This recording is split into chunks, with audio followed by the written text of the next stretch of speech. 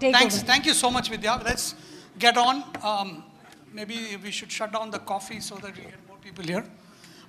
So first of all, we have two people representing the producer of treated water and supplier and demander for treated water.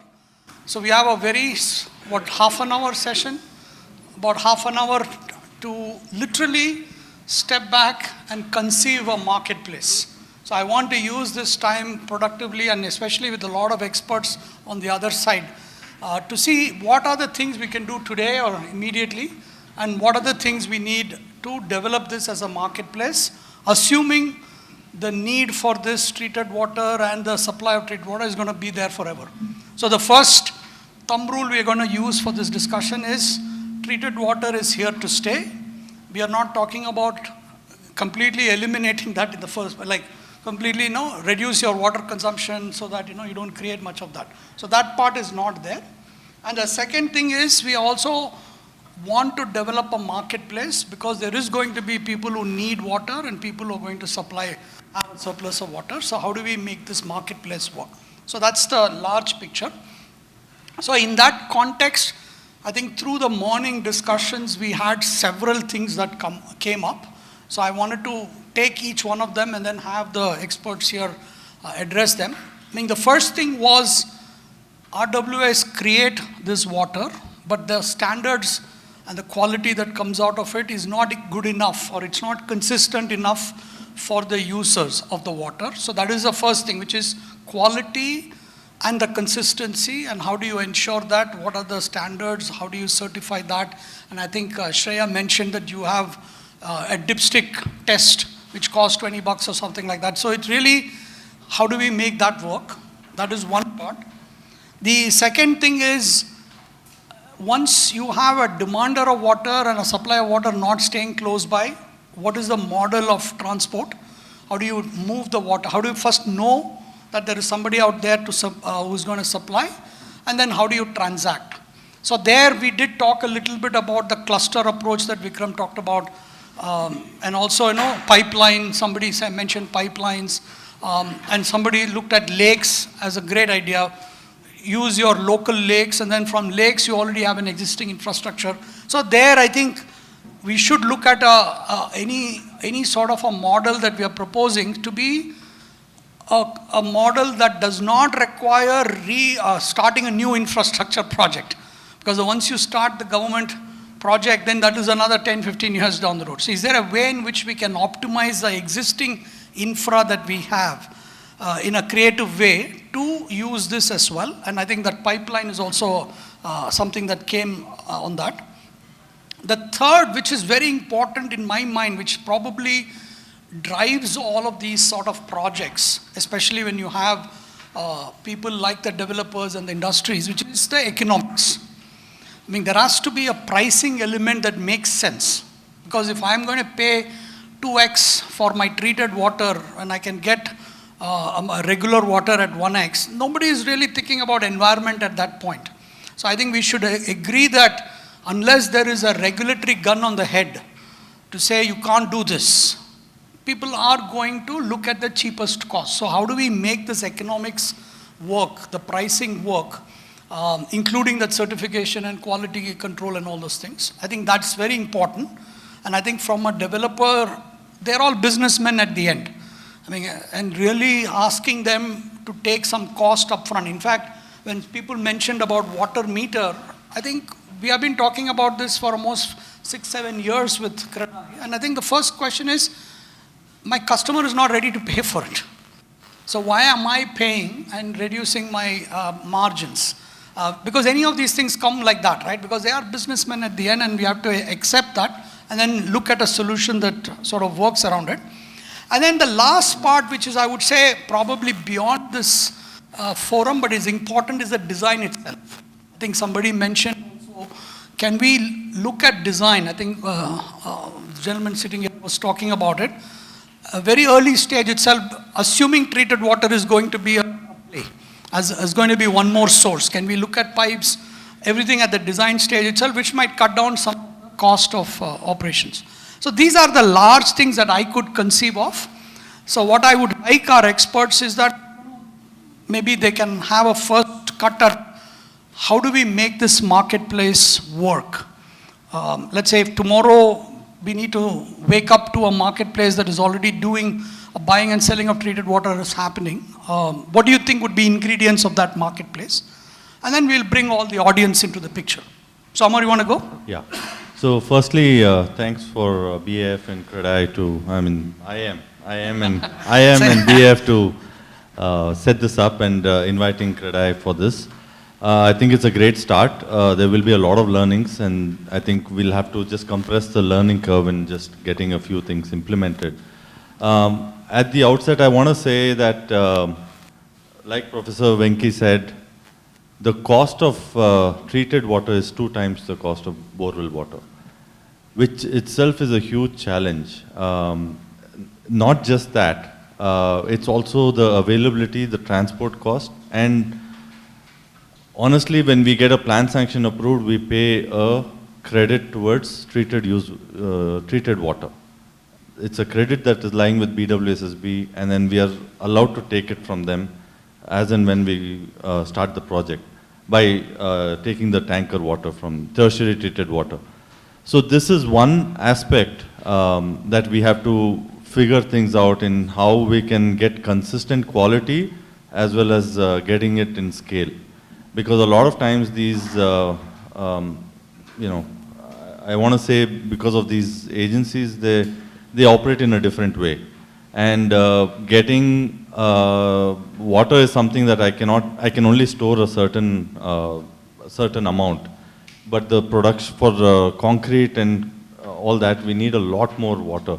So coming to the logistics part of it, if we are able to maybe lay pipelines with the existing, the stormwater drains for the purpose of transporting tertiary treated water to the construction sites, which is a span of 3-4 years, in some cases even lesser, then it'll make a lot of sense to reduce the traffic on the road and also the greenhouse gas emissions. So we should be looking at it in a very holistic manner.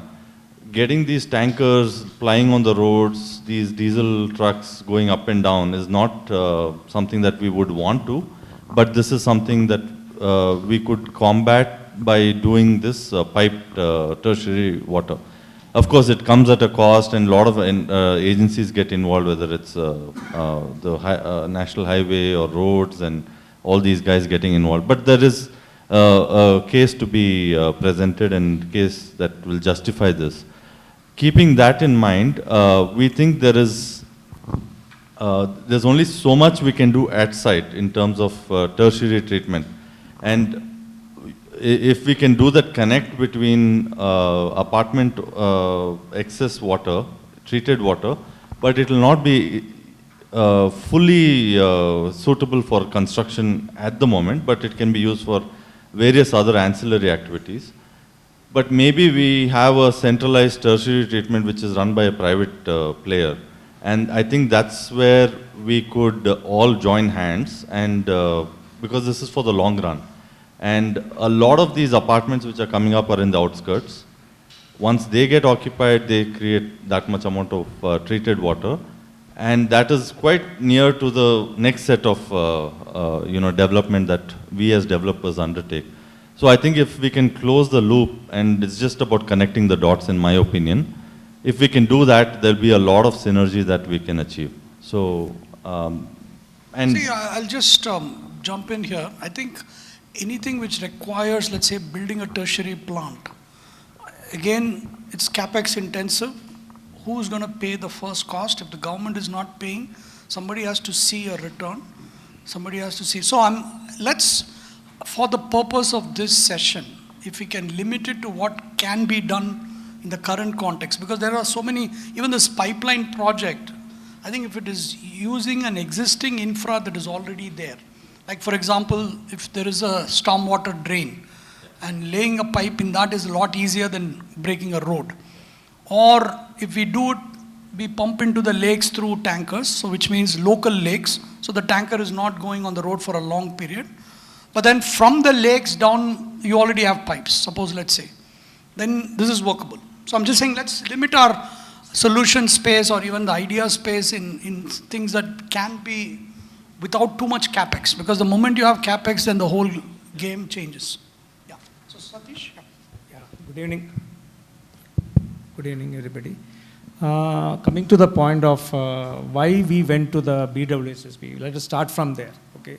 Because we know that from beginning that CREDAI required water, and we also have a relationship last 2 years, correct? But it's not easy to implement, as Amar was telling about cutting roads and other things for our pipeline. So what discussion is progressing with the BWSSB is that within 1 kilometer they are ready to put pipeline. They have funds, they can do it. That's the discussion happening. So it means that any project is there within 1 kilometer for existing apartment, and you have one more building coming up, that can be solved shorter. But definitely they cannot solve the problem of beyond 1 kilometer area, which you require tanker for the short term. So tanker is going to be there for quite some time, maybe 2 to 3 years down the line. But government is thinking the way what they did in KC Valley. KC Valley, you are taking water from the Hebbal to all the way to Kolar. So they are also thinking that funding is not the problem, funding agency is not the problem, but the timeline for the project. It is not easy for the government point of view. So as you said, we are also given a suggestion saying that, see now in a gradient, in a Bangalore setup, some gradient, some cluster you can do without any pumping also. And that pipeline can be taken parallel to your stormwater drain. It will be the win-win for everybody. And they need not to do any permission, nothing. And BWSSB going to implement it. So that is the difference. If we want to do as a builder has to do it, and you require again a permission. Even 1 kilometer or 500 meters also you require a permission. So they are ready to do it. But this idea of a cluster-wise setup, I think principally we agreed with the government saying that we'll give 1 or 2 clusters. Especially they are asking for a 110 villages area, because there still UGD connection is pending. Means that they have they are going to put a pipeline. Along with that, they can put this pipeline also. So 110 villages like I think Madhupura or Bellandur area, they are specifically asking, and I think BBMP has given them list of map where all the projects is happening. I think they are done much ahead than us actually. In fact, they told us, I am ready to give the approved projects. You map it with your apartment and let us see and build a ecosystem as a cluster, maybe 25, 30 apartment, and you can create a hub and this water can go to the builders. I think great idea. Any comments from the public? Yeah. Basically, if builders are able to adopt some of the recent projects, the reason being, the rule of STP itself came only about 5 years back, if I'm not wrong, in Bangalore. I'm from Chennai. 2014. So, sorry? 2014. Okay. That means anyways the STP is beyond 5 years of age. That means the quality of output itself has deteriorated. So, if the builders are willing to adopt, there are multiple CSR projects that builders are doing, taking care of pond, like say Alsur Lake is taken care by one of the... What I'm saying is, if newer technologies like probiotic can be implemented in your newer projects, which is say you adopt 10 of your own projects and just tell them the probiotic will be supplied to you.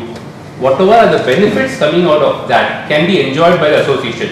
What do you get back in return? Free 15% surplus water that will get done. Because chemicals are not doing anything till date. It's just a mundane, repetitive cost. You're supply, right? You're creating new supply. No, the builder will have a capex cost, but that will be probably 2 tankers that he will have to purchase for himself, and it will go to his own apartments, pick up water on a daily basis. Okay, I get that point, but I think what we are focusing now is there are already people who supply water. So what you're saying is people can now supply more water if they make the efficiency go up. The current supply of water is definitely not at 5 paisa. I'm talking about a 5 paisa cost per liter. See, right now, fresh water is at 8 paisa, double is treated water, but the STP water from apartment complex is not useful for construction per se. You have to do a tertiary treatment. That is what we are saying. And I think in the context of this discussion today, right now is on creating a marketplace. So if we can enable more like a platform where people with tankers can plug into the system and take an order, because right now there is shortage of water tankers. for treated water.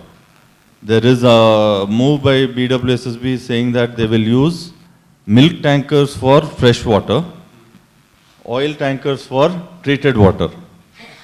That is the move that chairman of BWSSB 2 weeks back, he said he is going to, yeah.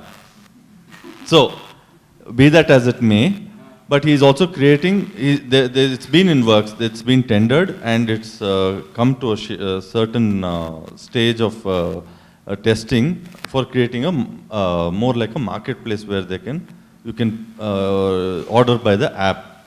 That is what I am told. Satish, you want to add to this point? Yeah, coming back to 5 paisa, I don't think it will ever happen because the processing. No, maybe possible. But I'm telling you. Make it happen for them. On a daily basis, they can extract 15% extra water. So I'm talking about quality. Okay, now we are talking about. Yeah, let me complete. We are talking about 3,500 plus STP available in the city. If you want to change also, it's going to take a lot of time. One day they are not going to change. See, builder to handle with builder to put up a STP plan is easy. To capex to invest in an association, it's not going to be easy. No correct? capex involved. Yeah, that's what. Sir, I think it's a new, no, I'm just saying, let's focus on what we currently have. I think what you're doing is a value-added thing which expands the market, lowers the thing. But I'm talking about assume, let's start with the assumption that there is a complex which produces surplus water and there is a builder who needs the water. How do we make this happen? Let's focus on that because there could be 100 other solutions when we'll get lost in that. So coming back to BWSSB, they already have a fixed price of 10 rupees per kiloliter. So it means that 6,000 liter tanker, they're going to cost only 60. But the same way, 90 rupees per KLD is the transportation cost. So it comes to 90 plus 60, it is much more. So about 20 paisa is the cost per liter for treated water. And about 8 paisa per liter is the fresh water. Again, not that it will deter us from buying, but I'm just saying there's a disparity and you should say it deters us. I mean, we'll have to accept that, No. Right now, we are using this treated water as long as it meets the parameters. And one other thing is when we cannot do these tests on our own always because it cannot be done on a daily basis. I cannot get tanker water, segregate it, get it tested because that will take a couple of hours or maybe a day. And it cannot be done on site. We have water test kits for pH levels and other BOD, COD stuff, but not for chlorides and sulfates. That needs a little bit of a lab that needs to be set up. And we are trying to see if we can install that at one of our sites so that it's in a couple of hours we can get that test result. But these are things that not everybody can do. And it is something that the person supplying it makes sense for them to do that. And it should be done by independent agency. We cannot have BWSSB do it themselves and give one certificate because I cannot risk the structure itself because of some chloride content being high. So can I just summarize based on what you and Satish said that at least for the next immediate future, BWSSB as a central node is inevitable. I think individual RWA is getting in, and I think Professor Rajgopalan was doing it, but in a slightly scale-wise manner, it's not possible. So we have to use BWSSB, and BWSSB has to use a tertiary treatment for you to get comfortable. So that is probably given, can we assume? Is that something we can assume in the thing? I have a couple of questions for Mr. Amar. One is, I don't know the technology of this, but is it possible for you to do tertiary treatment on-site and move that across to different sites? Is that technology available? Is it feasible? It's a huge investment as well as, because basically you have to have these holding tanks and it occupies a lot of area. And to set it up, it's not economical to do it in a span of 3 years that you move from site to site. It has to be centralized. And at the same time, most of our sites, there's not enough place to put an RMC plant also. So we have that RMC plant kept in another location and we get it transported. So these are logistics, these are actual on-ground problems. So I can't put up a tertiary treatment plant in our site, but we can check the. So my next question is, so there are two factors you mentioned that prevents you from, that hinders usage of treated water. One is the consistency, quality, and the supply, right? And the second you mentioned is the cost. Now, as far as the cost goes, today you're comparing it with fresh water, which is at half the price.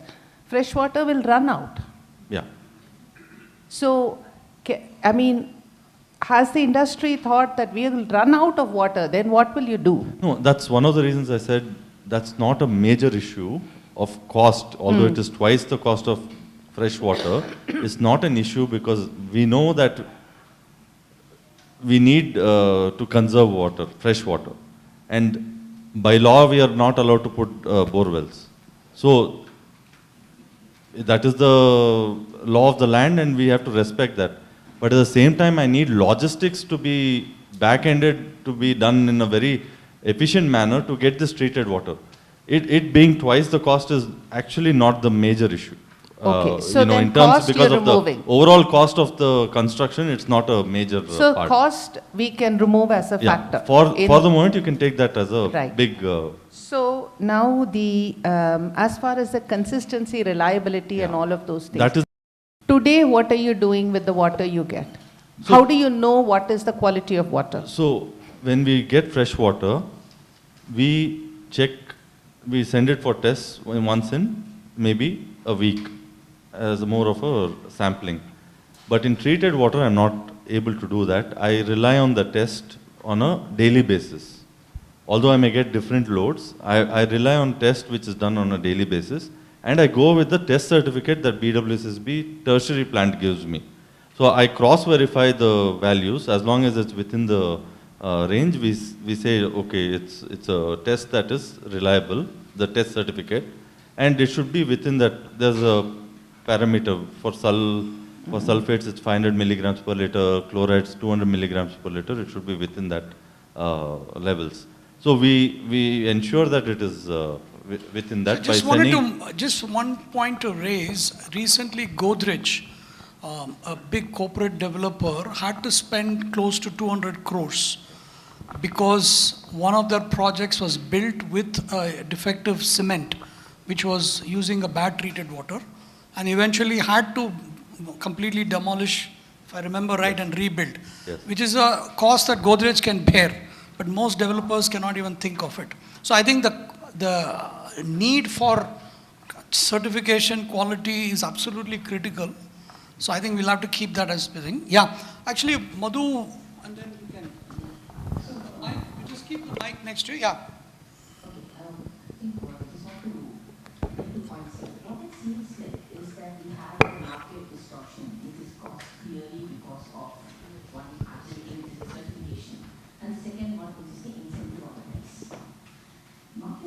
Because of price have been handled in economics in very, very ways.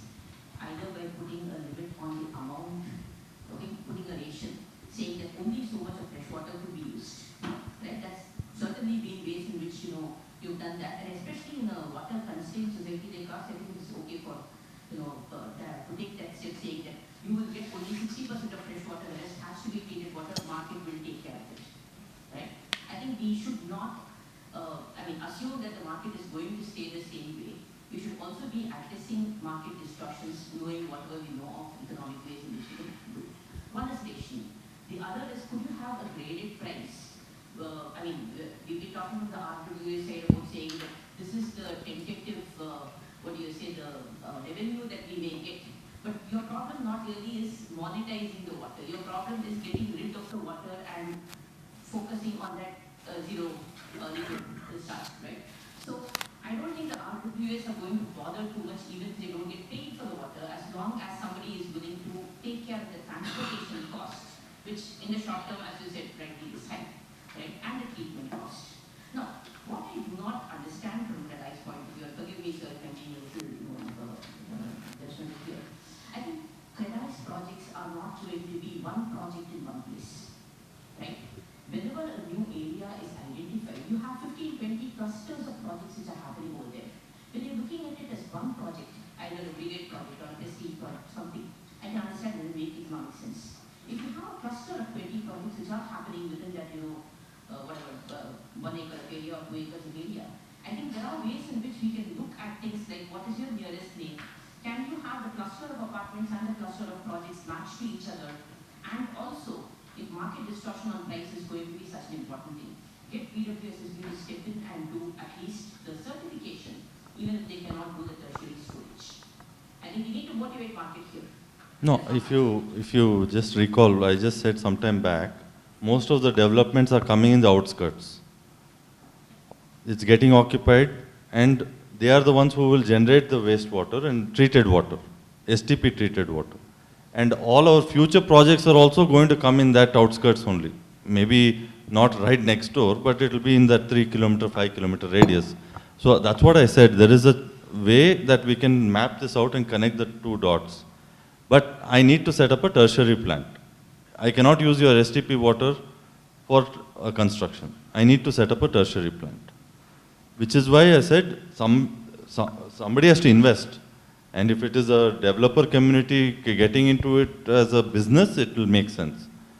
Maybe for large projects, there is a case to review that, explore that possibility. But all that takes time. We are looking at a immediate need of mapping the two producer, getting somebody to transport, because right now it is only some M-panel guys who can transport tertiary treated water. We are getting our own tankers to, we hire tankers, or we have purchased also, to go pick up the water and come back. So these are the on-ground issues. Hey Satish, you have been talking to BWSSB, right? So what is their vision of the marketplace as you see it? Yeah, if you see their STPs, see they feel that it's a win-win partnering with BAF, because BAF have a spread of STPs, and they have only 36 STPs, which is outskirts of the city, correct? So they want a miss and match, right? So outskirts they can serve the customers, but inside they cannot. So they want to take this water and reprocess it. Coming back to tertiary treatment, I think they are going to invest tertiary treatment. So there are multiple tertiary. Yes, they are going to invest, and that project is there for long. But I think with the new chairman has come in, I think he'll push it, and because of the crisis will happen. I think already they are discussing, I think about 8 or 9 tertiary treatment immediately. I think. So what is the lead time for this? I think it's 1 year. It will take. Sorry. Yeah. So unfortunately today Vishwanath sir did not get to speak. Maybe he was busy and he had to walk away. You will have to visit Devanhalli Fort and visit Devanhalli Lake. There is treated water getting into Devanhalli Lake in an area of 20 by 20 feet. That is all that is required for the tertiary treatment. And tertiary treatment is happening from the lake water at Devanhalli in a 20 by 20 feet area, and that tertiary treated water is being supplied to Devanhalli town. So if space is a constraint, it shouldn't be. It doesn't take a lot of space. And price also, I don't remember the number right, but if I remember it right, the tertiary treatment itself was 9 paise per 1000 liters. 10 rupees. But that's an operational cost, right? Operational. But what about the capex? Logistics also. Sorry? What about the capex, initial capex? The initial capex I do not have, Yeah. but do consider that a tertiary treatment does not need space. It does not need money, much. The storage is something you will have to manage. And Can't do just in time, that is the point. And storage capacity, I need space. It costs some money to do the storage, that is not the issue, but I can't move it from site to site. Correct. That's the whole point. I don't have See, this is place not to put workable. up a RMC plant in a couple of our sites. So forget about doing this tertiary treatment and storage tanks. Maybe we can hear from Well Labs as well. Sure. Yeah, no, I actually think that this idea of a privately run tertiary treatment plant absolutely fully makes sense. There are people sitting in the room over here who have managed to raise capex from VCs to actually install the system and then recover it as an ROI. So that's a new business model which also has to be integrated into the market. Who is in this room who's done this? Vikas Because he's there. Oh, wow. He'll be there. So, People are chasing him now. the other thing is, I think eventually the model for construction has to be tertiary treatment. But the input into the tertiary treatment plant will also have to be optimized. So there'll be lots of downstream things that happen. The optimization of the input into the tertiary treatment plant will come from service contract models. Eventually, Vikas is going to say, this RWA is not maintaining their STP, I don't want water from them, I only want water from this STP which has good water. So there's going to be a lot of downstream activity and upstream activity. But I think the real question to ask is, these are plans which will happen 2-3 years down the line. Right now, there are systems which take up 2 car parking spaces. You already have cast in situ tanks for your future STP. Yes, it's bigger than what you need for the water that you have on construction sites, but it's basically a holding tank. Why not put the treated water that you're getting from wherever, whichever tanker, into that tank, and then run it through Vikas Brahmava type systems, which actually are not very big, and can be moved, can be dismantled and moved. That gives you an immediate solution to your problem.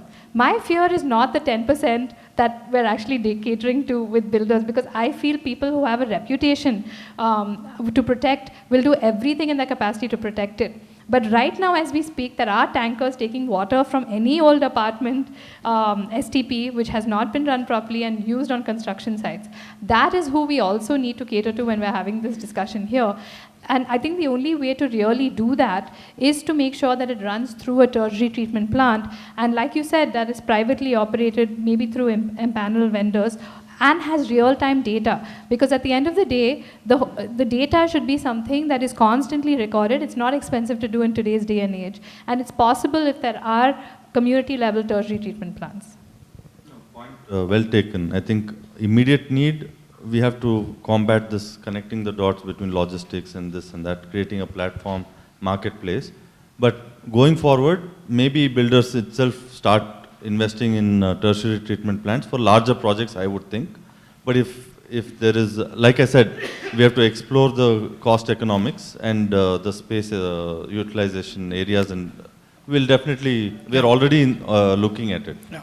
So just any other thoughts on this part before? Yeah, Vikram? Even if a tank does get built, right? Even if a tank does get built, it can become the rainwater harvesting tank for the property. Once the property is built, it needs its own rainwater harvesting tank. You build a tank for the tertiary treated water, make that the rainwater harvesting tank of the property going forward. See, what happens is, when I start excavating, I need that much buffer area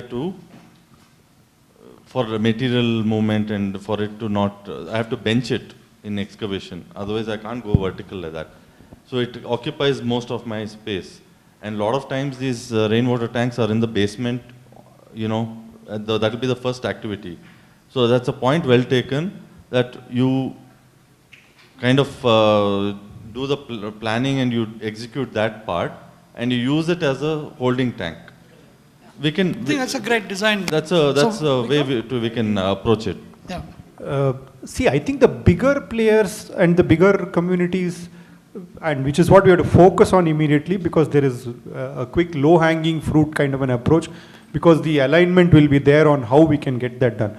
I think in the long term, the long tail market, right, which is the smaller and the medium-sized builders, smaller communities which are producers of whatever you said and done today in the non-sewered areas, the smaller apartments should still have to install the STP basically, right? That is where the real challenge will be there. And that is where I think a player like BWSSB will play a role, right? Who become like the master aggregator of all qualities of treated water, put it through like a tertiary treatment, etc., and all that kind of stuff, and then become and figure out efficient infrastructure to supply maybe pipeline through stormwater drain, etc., in that hyper-local area. The only risk over there, right? It is a personnel risk, right? People like chairman who's there today might not be there tomorrow, right? Which is why we have to protect for that risk. In our own interest, for example, we have done, and Arun will talk about it, MOU, etc., and all, for that. Because we have known and seen that in the government sector, it is very highly sensitive to change, etc. Somebody comes tomorrow and I think we have an opportunity at this time to ensure that this is not monopolized by the state fully. Absolutely. I think we should somehow make sure private can also play. Yeah, absolutely. And economics working, they will do it. but maybe today BWSP has an advantage. But I think you shouldn't make it that another water market has created another rent extraction. No, absolutely. I mean, and we can speak a little bit about it, but I'll let Satish take the lead on that. But yeah, we have walked the tightrope on making sure that I think there is no absolute monopoly over there. We have stuck our ground to say, you know what, you are also a participant in this value chain. You are not the only participant in the value. So we are not agreed to the exclusivity. I just wanted to call your attention to a segment of a potential buyer of treated water for whom the opportunity cost is tanker cost, private tanker cost, which are the existing apartments which do not have STP, or the current limit of 120 apartments or whatever it is, below which you don't want, or it's not economical to run their own STP, but they still need water for flushing and gardening and things of that kind. Whereas as an apartment complex who has a surplus treated water to sell, I am not looking for an occasional buyer. I want a peace of mind, day in and day out, my surplus water can flow out. South City, personally speaking, we can sleep in peace because there's a lake. But if I am located in a place where I don't have access to disposal of my treated water, except at night disposing it at stormwater drain or something of that kind, I need a regular buyer. May not be the highest paying buyer, may not require the highest of the tertiary treated standards. I am using it for flushing and gardening. That much quality is good enough for me. Therefore, is there anything which we can do to link up such nearby neighborhoods who can service each other's regular requirements, who don't need much of a fancy infrastructure? I think that's a BAF responsibility. I think I've been told we are run out of time. Just one last word from both of you. Tomorrow, if this has to be a reality, what do you think would be one thing that you would like to see it happen? I think our team is working on mapping, first of all. We want to take one cluster as a pilot and run this. I think we are on the process. I think it will take another 15 days to map up. Now technology is available. We got data from But who is the buyer and who is the seller? Yeah, that's what I'm coming to. We got data from BWSSP for the existing running project. I don't know whether it's a CREDAI project or non-CREDAI project. It's a builder will be the builder buyer. is there, and there also they told, I think they've taken over this borewell from them. That's it. They have genuinely required water. That's what the BWSSP team is telling. So I think going forward 1 month, I think they are required. But again, it's a seasonal. Rain is going to come in. Definitely, water consumption will be less. So it's a challenge. So I think let us go when it is happening. But all I the think data you should use his suggestion as well. If you guys can, same cluster, instead of looking at builders, looking at other apartment complexes who may need it. So the idea is one cluster can do an express mapping for all use cases. Correct. Including peer-to-peer before the rains come. And we have established a proof of concept. Sure. What about you? Last word? Last word is we are in Silicon City, okay, and we have all the tools in our hands. We just have to have the mindset and the will to do it. And I think BWSSB should privatize. It should get privatized. That should solve most of the issues. I'm telling you, real. I think he has really punted the ball, a few fields away. So, thanks Amar and thanks Satish.